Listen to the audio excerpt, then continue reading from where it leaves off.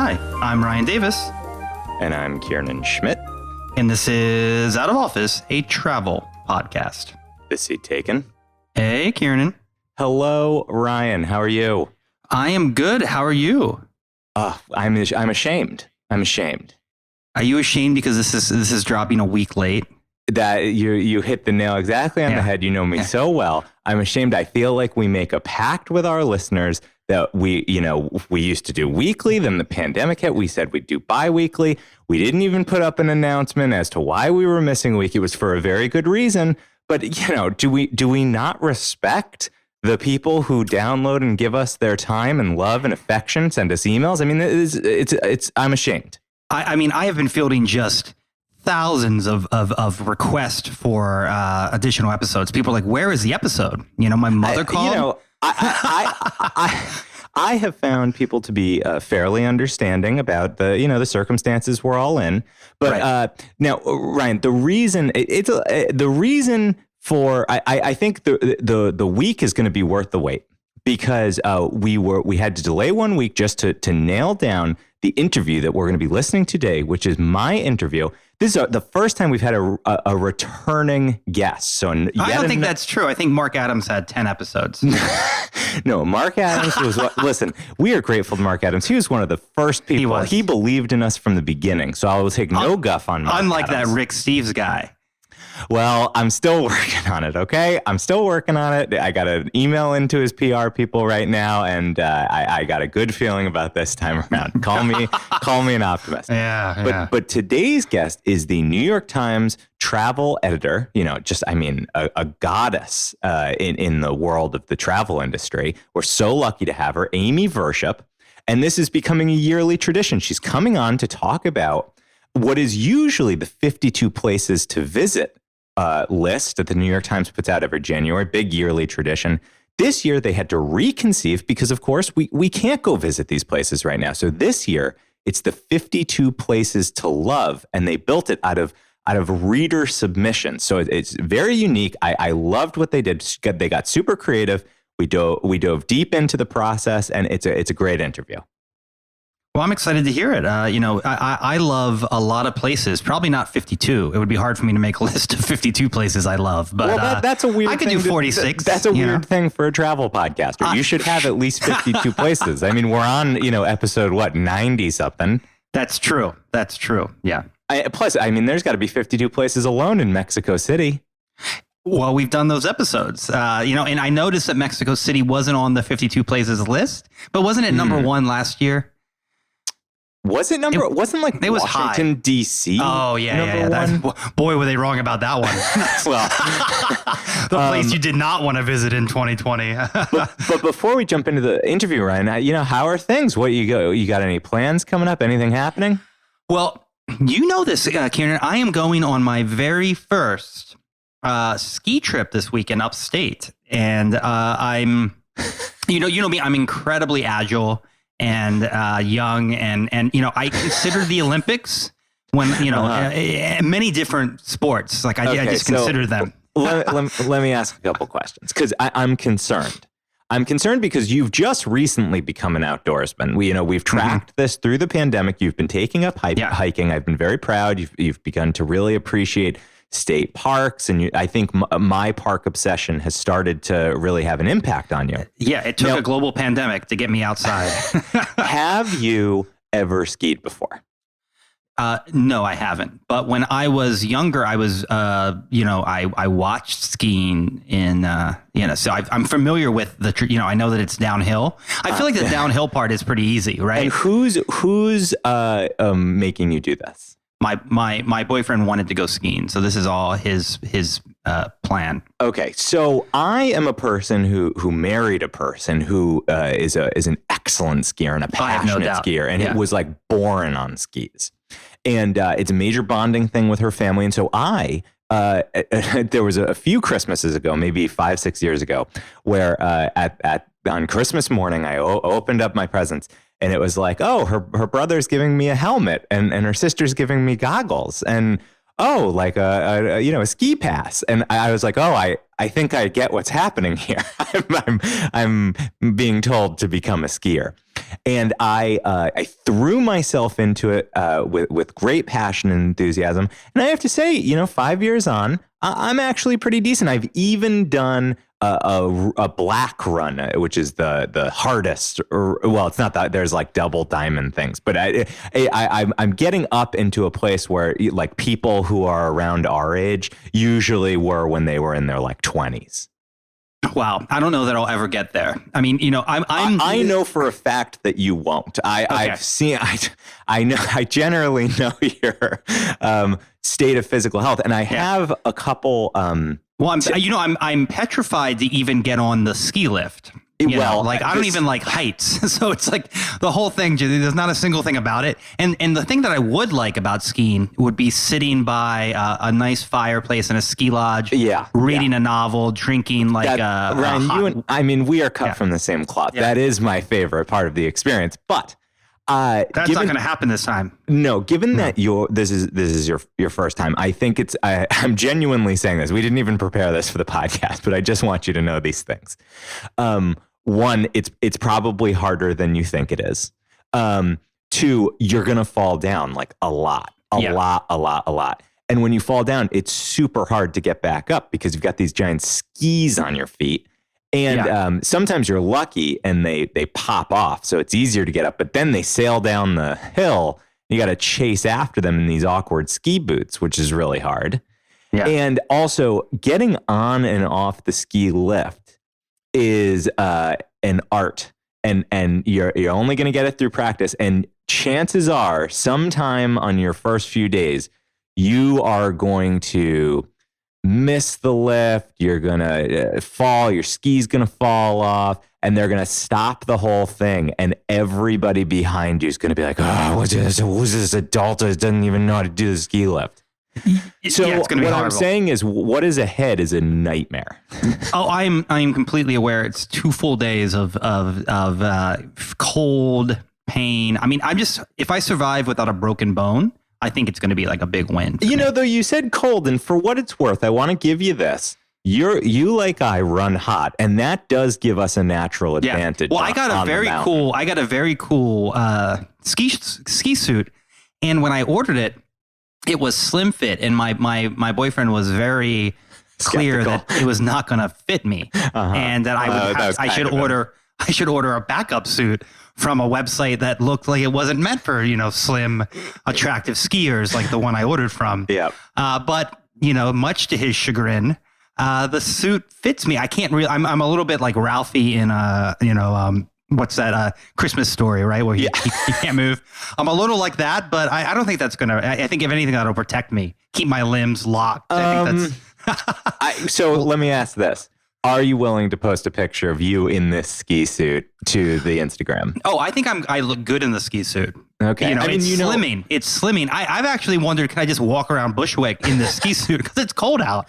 And it's like it's like I don't have to make any decisions about fashion. I just put it on and I am like, it's all black with a little like white stripe. So we're gonna have to revisit this adventure, and we can do an episode on ski destinations. Skiing 101. Skiing is a really good option for pandemic time. So let me just ask this one last question. I'm gonna wear my mask the entire time, no doubt. Are you considering taking a lesson? Oh, we're taking lessons. Yeah. Okay. Oh, does your boyfriend know how to ski? No, he has never skied either. Weirdly enough. Okay. Yeah, so this is good. But we're in slightly different. Like I feel bad for the instructor because it's like instructing like Bobby Fischer in chess and Donald Trump at the same time. Like you can't do a lot. No, your boyfriend is definitely he's fit and he's young and he's gonna pick it up just so easy. And I'll tell you, this is the last thing. When you're on the easy run, your first few times, there will be little kids who are going to be sailing past you, having the time of their lives. And it is just such a nightmare. So I have a cousin who is much, much younger than me. She's like 5 years old. And she, when she was younger, she had one of her a leg amputated because she was born with a leg deformity, and she has been skiing quite a bit this year. And my aunt is always posting pictures, and she's amazing. Is she able to do it on one ski, or does she have one of the seats? She's doing, she's actually been doing more. She started skiing and then she got really into snowboarding. So she's transitioned to snowboarding. That's amazing. Yeah. So, I've been watching these videos of her, skiing, and I'm just like, well, she's 5. She has more difficulties than me, and she's killing it. So hopefully I won't just embarrass myself. You will, though. That's the thing, is you're going to be so embarrassed. But you just have to know nobody cares. Everybody's used to falling. Everybody's done this. The only thing is when you fall when you're 3 or 4, you get back up. You're very close to the ground. So you're not falling hard or far. I'm a little afraid about the seams on this tight-fitting suit when you're struggling to get up. I pulled a back muscle getting out of bed a week ago, and I was like, gosh, is this going to interfere with my skiing? And did you say that hopefully? Well, Ryan, that's enough dilly-dallying. We're going to come back to, we should definitely do a ski-centric episode soon. I look forward to hearing how you do. But I think it's important we get down to the interview. So let's dive in, take off, and listen to my interview with one of the leading luminaries in the travel industry, the New York Times travel editor, Amy Virshup, to talk about this year's special pandemic 52 Places to Love list. Let's take off. Flight attendants? Tell the cabin crew. Cabin crew? Flight attendants, prepare for takeoff, please. Today, I'm joined again, our first repeat interview, by the New York Times travel editor, Amy Virshup, who took the reins in October 2018 with a mission to reimagine travel journalism. And she's here today to talk about the latest edition of the 52 Places to Go list, which this year was the 52 Places to Love list. And it was a yearly tradition that really had to be reimagined. So, Amy, thank you so much for coming back to Out of Office. Oh, I'm glad to be here. Thank you for inviting me. I'm just relieved that, a former guest answered my email finally. So I don't have to rehash why this is such a different year, but there were some unique challenges when you're looking to pull together the 52 Places list. So can you tell me what were you thinking at different times as we headed into the fall? Things weren't really loosening up, and you knew you had the list looming in January. What were you considering doing to get it out the door? Well, one possibility was just not to do one at all. But we sort of felt like that was a message about travel that we didn't really want to send. But nor did we want to send a message of like, oh, you should hop on a plane and go somewhere. It's so hard to predict. I think probably like many people at the beginning, I thought, we're going to all be locked down for maybe 3 months, and then like life will be somewhat back to normal. And just, as things have rolled along, the folly of that became clearer and clearer, and the folly of trying to make any plan really related to travel and the pandemic. So we didn't want to send a message of like travel is dead and that you should stop thinking about travel, because we do think that travel is a great part of people's lives and adds beauty and culture and gives you all those cliche things like broader horizons and more understanding of the world. So trying to find a way to send that message without saying to people, yes, go ahead and travel. Now that's what we were thinking about. And then there were also just the logistical parts of it, which, usually we send a bunch of photographers around the world to shoot places. And we also, there were many people who were happy to pitch us, things like, this new hotel is opening or whatever, but it just felt so, tasteless, quite frankly, to like contemplate trying to, say, oh, you should check out this new hotel at a time when people are dying. So that was really the balance we were trying to strike. And so when you went to the drawing board to, okay, maybe we're not going to do it, or maybe it's going to look different, what were some of the options you were considering, and how did you end up at 52 Places to Love? Well, it's not really like we weighed that many different things, because going into it, sort of had my mind made up that I wanted to do it this way, and it was more convincing some of the people involved in it that it could actually work was the more difficult thing. That was really based on fairly early on in the pandemic. One of our signature columns at the Times Travel section has been the 36 hours. Mm-hmm. And we published a number of 36 hours, like going into March and maybe by the beginning of April. But then we decided that we couldn't do those anymore. And we actually stopped publishing a print section altogether around the same time. But one of our editors, our social editor, Tacey Richter, had this idea of asking people to do their own 36 hours. Mm-hmm. And we did a call out and we asked readers to tell us like how to spend 36 hours basically in there. Because at that point, people everywhere were pretty locked down, in their apartment, in their house, whatever. And it was so successful and I thought so moving that when I started thinking about 52 Places, I thought that would be a really wonderful way to do it, and that we could draw in the readers and use their love for whatever places had given them solace, either in the moment or in memory. So I was pretty much convinced that we should do it that way.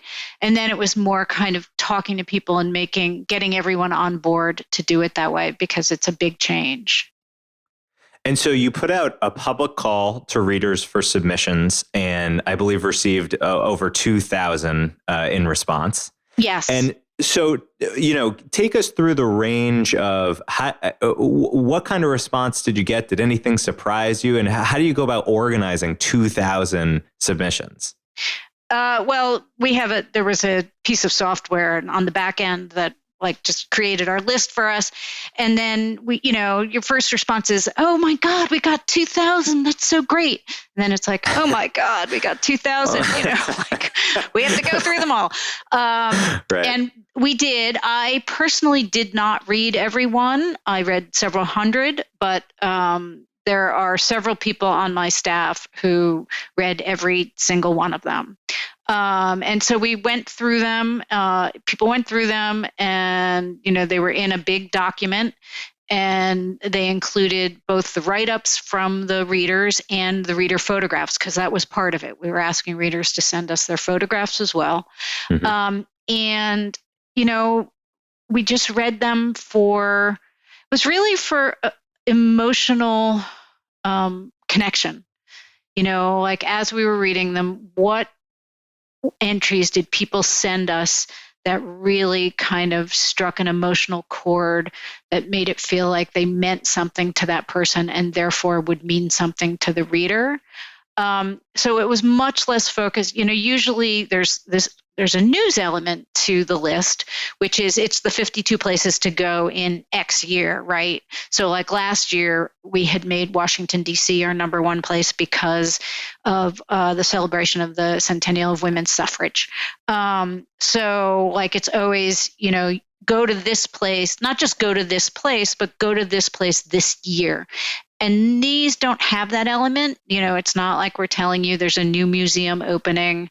There's, a great food scene. There's a new fancy hotel, any of that. It's really much more about what's the emotional connection of the writer, and what did it mean to the writer? So that's really what we were looking for. And people went through and, put in notes on each one, about what the writer was telling us or what the quality of the pictures were. And then at a certain point, we just started having Zoom meetings and going through the ones, people were told to if they really love something, put a star next to it. So we started by going through all the starred ones and looking for, the ones that we thought really rose to the occasion. Yeah, I think that really stood out to me as a reader, that typically it really is an in the moment list, and it really is talking about the year ahead. But this list had a timeless quality, and it also spoke to places that have stuck with readers. The stories that come through aren't limited to the last 2 years. There are people who go back decades, reminded of a place. And I loved the change in photography. One that sticks out in my mind is it's a submission from a woman named Sarah Best of London's St. James the Less Church in England, where she included hand-drawn photos from what looks like a journal of the tiling and the artwork, and it's a story from 2000. Yeah, no, she was there as doing her junior year abroad in London or whatever, and it really stuck with her. And she actually submitted a video of herself leafing through, or kind of her hand turning the page on that notebook, which we just really loved. And and it's funny because we ended up, there's another entry that is also from South London, which is about South London parks. And so, in a normal year, we would never have two places in London, right? Like that would be just crazy. But they both were so moving and lovely and different that we decided that it was okay to do two Londons. And, what rules does it break from previous years? One that stands out might be when leaning a bit more towards nature than city life. Yeah. I mean, I think we did not, in a normal year, we would be very conscious of is there enough beach? And surprisingly, there is some beach on there, but in a normal year, there are a few of those, I hate to say this, but travel porn shots of a beautiful beach. And there's really not that much of that kind of photography or that approach to this. That's not what stays with people, although we do have some, there's a Costa Rica beach on there. We also, so usually we try to balance, make sure we have X number of cultural places for people to go, and X number that involve food, and so many that, make sure we have geographic spread so that we have a certain number in the United States and a certain number in Canada and in Europe. And we just really didn't worry about those things as much, although we did, try to get geographic spread. And I think one of the things that's true about the list is that there are places on it, for example, Lahore, Pakistan, that I know Pakistan has been, I get emails from the Pakistani Tourist Board. They have been trying to present themselves as more of a tourist destination. But I think it's still pretty much a hard sell for most people to go to Pakistan. But the woman who wrote about it has family there and connections there, and I think her emotion came through, and we did Pakistan. There are a couple other places like that on the list that might not, one of them, for example, is the Tappan Zee on New York, north of New York City on the Hudson, right? We would never have done that in a regular year, but the woman who wrote it had a real connection there and made some lovely points about growing up and, being close to New York City. And so we went with it. Were there any other places like Pakistan that, haven't traditionally made the list, but this year came in because of the power of a story? Well, I mean, as I said, the Tappan Zee, definitely. I think we did Burkina Faso, which I don't know that they've ever been on the list before. And that was a woman. There were a fair number of people whose connection to the place came because they studied there at some point. And that was true in Burkina Faso. And the woman wrote about going to visit a troglodyte village, a place where people had lived in caves in Burkina Faso when she was a Peace Corps volunteer. There's another one. There's a place in India that we did called Kalia Dro, which is really in the really out in the countryside and like not near anything. And it's from a person who lives sort of in that area and goes out and explores in the desert and found this incredible place. So I can't imagine that would ever have made a list before, because no one would ever have seen it. And it's so local, like usually we worry a lot about like, can a place sustain having New York Times readers come, or is it going to be overrun? Yep. But here we don't really expect people to go to these places. It's not about going to them. It's about appreciating them and loving them. And I have to ask, knowing the machinations of the travel industry, did you get the new hotels and the new museums and the countries trying to sell themselves submitting into the 2000? We did yes. So so the process was this: we did the call out. We went through the list. We identified 50 plus places. And then what we did is we had reporters call people back, ask them who they were, ask them if they had any connection to the travel industry. And then depending on the entry that we had been sent, maybe to fill out a little bit more, answer a question that what they told us had raised, kind of build out their entries a little bit more. Some of them actually needed very little of that, if any, but a lot of them needed just a little bit more because people aren't professional writers. And also we needed to make sure that they had taken the pictures themselves. So to kind of do a quality assurance on it.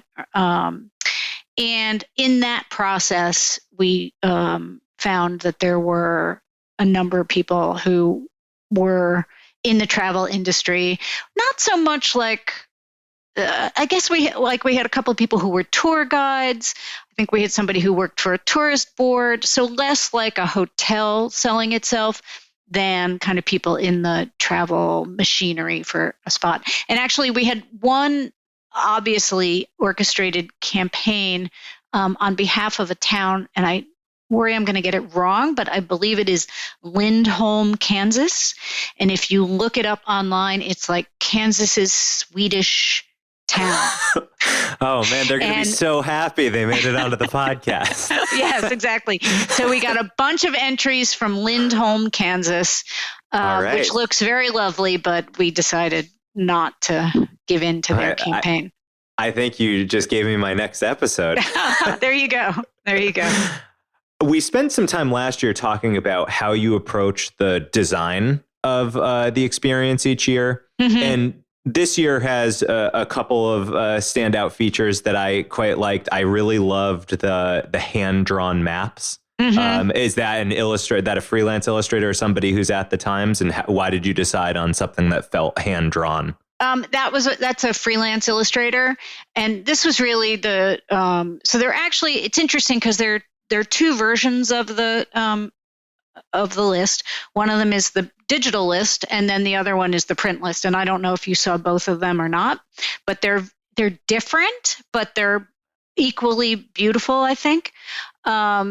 But the hand-drawn maps originally came from the people who were designing the digital version, and it was their inspiration to do hand-drawn maps. And what we wanted to do, so usually what we do is we blow out the photography, and the photos are kind of the star, and we have one photo for each place. And this year, I actually thought we compromised very little in the photography. I actually thought we had a lot of really beautiful photography, but maybe not beautiful enough that it could be, one single full bleed image. So the idea was that we would use more than one image, and we would have a more informal, kind of casual approach to the imagery. So, you have this kind of scrolling quality as you go through it, and photos pop up, and they're maybe put on the page askew, in the digital version, and that kind of thing. It's a more personal. The whole thing, I think, is more personal feeling, and that the hand-drawn maps are part of that. Yeah, I particularly love the one of Siberia, Russia. That person really had to capture a pretty large landmass in a pretty small area. And of course, you also included a little Easter egg hidden on the website where you could scroll over the name of the person who submitted and get a picture that they submitted of themselves. Yeah, I thought that was really fun. Yeah, that's a great touch. And I imagine that didn't make it into the print edition. No, unfortunately, there's no way to do that in print yet, but maybe they'll come up with something. So we'll have to bring Google Glass back for that. So while the intent wasn't necessarily to add to your travel list, but really about the personal stories and appreciating potentially undersung places, was there a place or two on this year's list that nonetheless has made it onto your post-pandemic list? Personally. Yeah, I guess I didn't really read it that way. So like for me, I have kind of favorite entries because of what the person said. So the one that we ended with, so usually we have a number one place and then everything else is just kind of in there, right? Like that's our, they're not necessarily ranked. And this year we did not have a number one place, but we did have a number 52 place, which was the world. And when I saw that entry, I loved it so much. And it just said to me like everything that I wanted to know about travel. And, it's a woman whose dad had, had owned a garage in Queens. And they sold the garage when she was a kid, and he became a mechanic for Pan Am. And the pictures of them with the Pan Am flight bags, I was so jealous. I just really want one of those Pan Am flight bags. But, and she wrote about how it changed her life and how they went from, maybe like a vacation, to the shore in the station wagon to she flew to Tokyo for the weekend or to Japan for the weekend. There was a great picture of her in these yellow bell-bottom pants in front of the Hermitage in what was then Leningrad and is now St. Petersburg again. I just loved her. And she ended up becoming a geologist. And she talks about in the item, she talks about how when she flies, across the United States, she looks down and she looks at the geological features below her and talks to the person in the row behind saying, "Can you see that? Isn't that amazing?" And I just loved it so much. So I sort of approached them that way as to which items I really loved more than, I want to go to this place. Yeah. The one I agree. I did try to really stick with the stories of the writer, but the one that really rung home for me was the Australian National Park Yarra Ranges. Yes, which very cool. There's something so counterintuitive about reading about Australia, but looking at photos of snow. I had never, honestly, I had never processed that Australia was anything but desert and beach. So that really caught me. And I love learning about national parks overseas. So that one made it onto my list personally. Not too many kangaroos up there. No, but there were, I think she mentions wallabies, right? Yeah, she does. Yes. She mentions wallabies and wombats. So I guess they have thick enough coats. So I'm wondering though of course you couldn't accept, the idea was to put the power of the list in the hands of the readers. I'm wondering if you have a place that you asked yourself where you would have submitted on a personal level for what has kept you sane in this year. What's a place that you love? Yeah, New York. I live in New York City. I love New York City. So that I would have stayed there. I'm in Vermont right now. I'm talking to you from Vermont. I don't know if Vermont would have been on my list, but now I'm finding out how beautiful it is. Maybe it would be. No, I don't. I have to say I don't really have one. Sorry. That's fair enough. No, for a person who has to think about travel 24 hours a day, 7 days a week, I can understand. And, finally, what can we expect from the New York Times travel section in the year ahead? Knowing how uncertain things are, what sort of pieces are you considering? Do you have any surprises in store? Oh God, I think the world has surprises in store for us. So I'm really, one of the things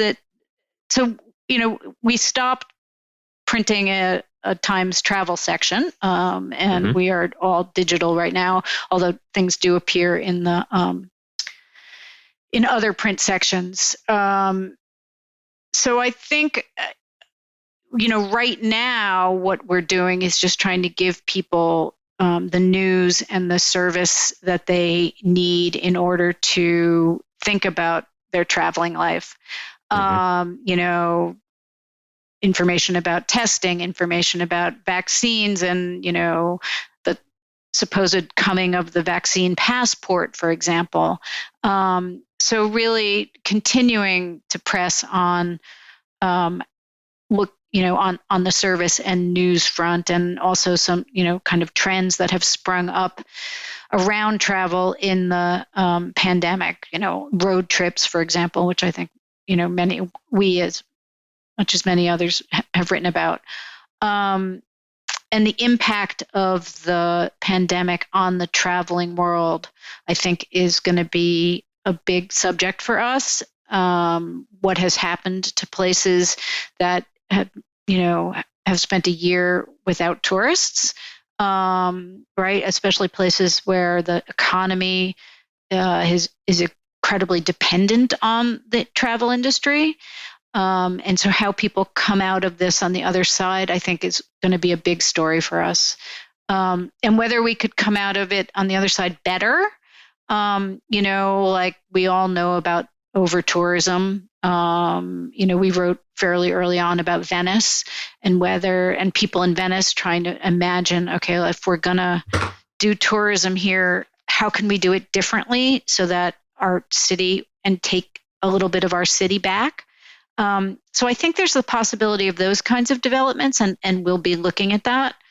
And then at a certain point, I hope we'll get back to telling people some of the wonderful places to go and experience and, love and discover around the world, as we have in the past.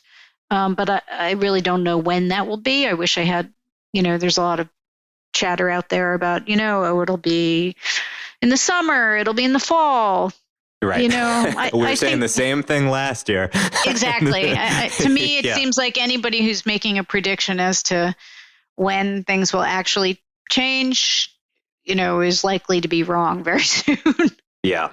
I will say I've loved the inventiveness of your staff. I find in equal parts charming and sad reading How to Pretend You're In, that series of articles. But for a minute, I do immerse myself in those places. So I thank you and your staff for continuing to source travel dreams during the difficult time. And we will be reading closely. I hope to see it back in print soon enough. And thanks so much, especially for the 52 places. It was a great, bright spot in a hard winter. Oh, I'm glad to hear that. So thank you.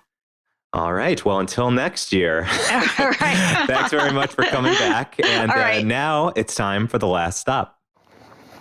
Ladies and gentlemen, this is the last stop on this train. Everyone, please leave the train. All right, Ryan, we are here in the last stop. Now, I want to tell you that I've been to the Tappan Zee Bridge, and it is quite beautiful. Oh, good. So you consider that worthy of the list?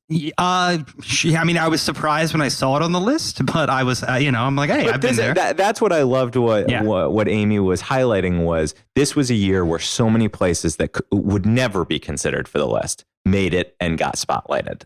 Did you submit a? Well, you and I weren't really eligible because we're in the travel industry, so we would have been weeded out. Us and Rick Steves, they were like, the three of you know. Exactly. She spoke to that, and that's why, I respect the process, and I knew that I'd be taken out. So as shining lights in the industry, you and I unfortunately got denied, but, perhaps knock on wood, if the pandemic's still going on next year, we could have a shot. Well, if we've rolled up the podcast by then. And it was great to see Norway on the list. I've been watching this Norwegian political thriller. and called Occupied on Netflix, and really got me in the mood to visit Norway. So good to see Norway. You haven't been to Norway, have you? No, I haven't, but I know a great deal about the country because I have a good friend who was an exchange student in my high school and who is a regular listener. When she was in the U.S., she went by Gina, but her name is Goodall. So, Goodall, hello to you. I'm happy that we can finally feature some Norway talk on here. Yeah, and I'm Norway. It looks like, Oslo looks like a really beautiful city. It's just very expensive. I've considered going so many Scandinavia times. is so expensive. Yeah, it's just so expensive to go. There was this funny thing that people were posting on the internet a couple weeks ago when they were talking about how much a Big Mac cost in Denmark versus the United States. Yeah, and I'm like, these numbers can't be correct because I bought a Big Mac in Denmark before. And it's like $40. Yeah. So I don't know where they're getting these numbers. All right, Ryan. So we thank Amy Virshup for joining us. We hope to talk to you again next year. Thank you, always Amy. Look forward to the 52 places list. Absolutely. But Ryan, we are here in the last stop. This is the last segment of the show, the final segment of the show. It's where the name derives from. And it's where you and I each bring on one thing that has inspired us this week, that reminds us why we take the time out of our busy lives to do a travel podcast. So it could be something that we ate, that we read, it could be a place we visited, it could be a daydream we had. It can be anything that inspires the spirit of wanderlust within us, even during the workaday week.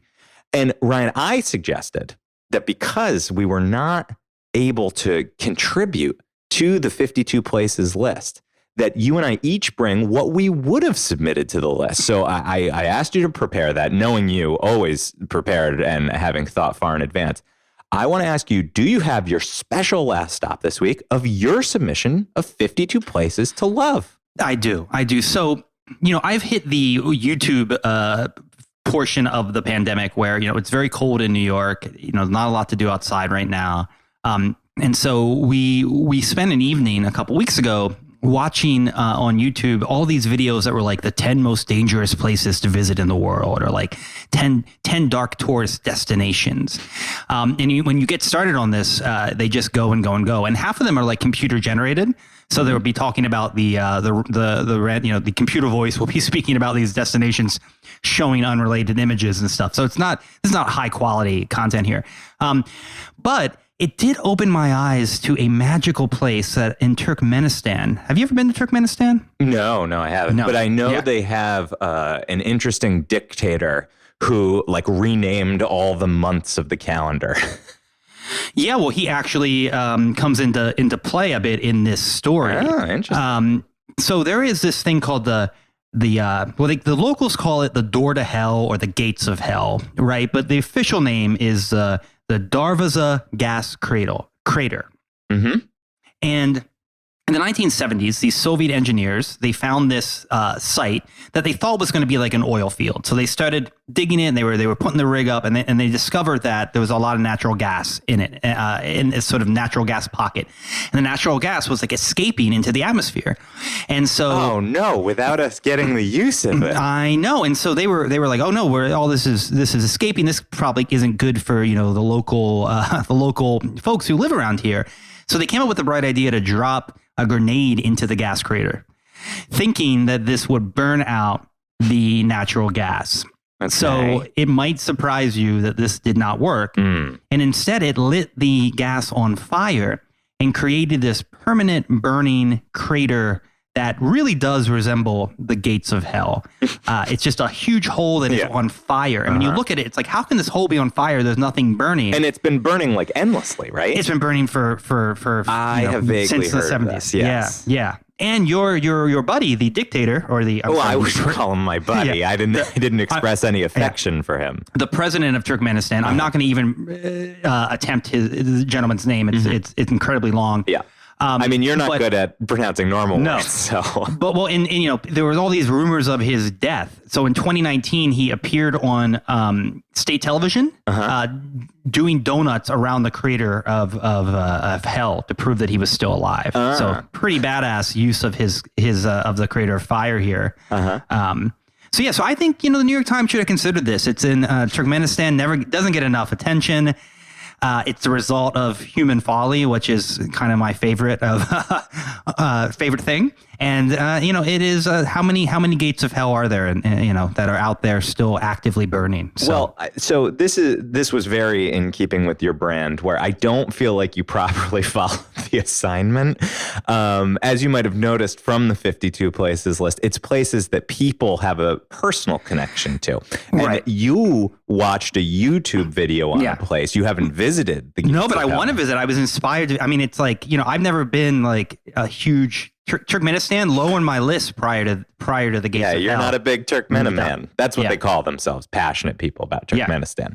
Look, it's going to be a great Instagram of me doing donuts around the gates of hell to prove I'm still alive. Something tells me you're going to see the gates of hell close up sometimes, especially if that skiing doesn't go too well.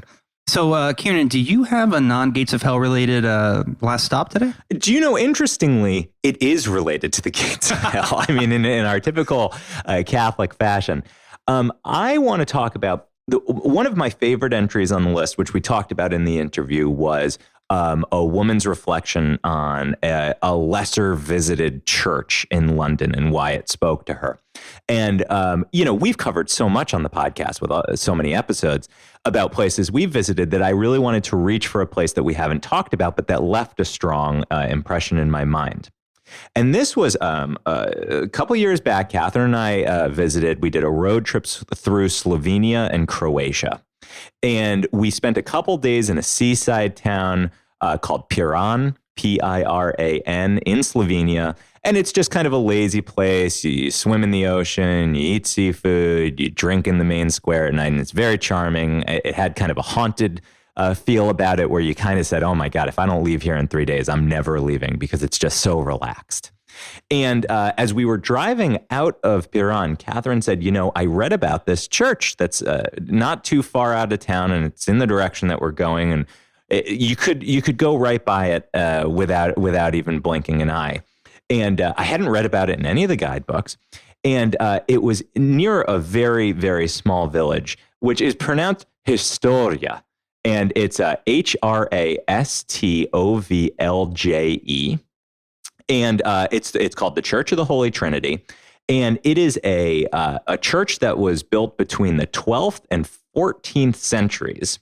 And had some late additions in 1581, but that doesn't ruin the classic charm. And so you can imagine it is just this very ancient feeling, extremely quiet and peaceful place, which the day we visited, no visitors, and you could just walk right in. And on the wall is this haunting fresco that shows something called the Dance Macabre, which is the dance of death, Ryan. Oh, the dance of death. And this is this truly haunting fresco that shows 11 skeletons leading from peasants to royalty, living people, bringing them to their deaths. And so it is just this long wall that is, it's faded out with time, but still very, very clear that you can see it. And it is, it reminds you of, what is to come for all of us. And I have been thinking about it. I've been thinking about it since the moment we were there, and there was just something so quiet and peaceful. And, still I would bring back that adjective haunting about viewing it. That sounds quite stunning. And while the Dance of Death is the main attraction, there are paintings all over this small ancient church. They were done by a man named John of Castav, and they were all around 1490. So the fact that yes, they are faded, they don't look bright in your eyes. But if you just take a moment to sit with the quiet, it really had a very lasting effect on me. So, I'll throw some pictures up on the Instagram at OOO podcast. So we'll put Ryan's fitted ski suit and followed by the Dance of Death. It seems very fitting. It does seem very fitting. Yeah. I mean, Dance of Death might be what I call my ski weekend. Exactly. We'll talk about it. All right, Ryan. So now we all know that I do the heavy lifting on the interview front, but I believe that you have actually booked somebody great for the next episode. Yeah, we're going to be talking to Christopher Elliott. And Christopher Elliott is a columnist with USA Today and the Washington Post, who has written quite a bit about the future of travel in the post-COVID-19 era. So we're going to be talking to him about what folks can expect, not just this year, which is obviously going to have a lot of, obviously still dealing with COVID in the immediate, but also the future where, what will change about travel after this big global pandemic. So excited to unpack that with Christopher. Fantastic. I look forward to it. Thanks. Well, until then, I'm Ryan Davis. And I'm Kiernan Schmidt. And this is Out of Office, a travel podcast. The seat taken. Now, Ryan, have you packed hand warmers? No, I packed gloves. I bought gloves. Oh, you're going to need some hand warmers. It gets cold up in that mountain. Oh gosh, this whole you're making me want to call in sick.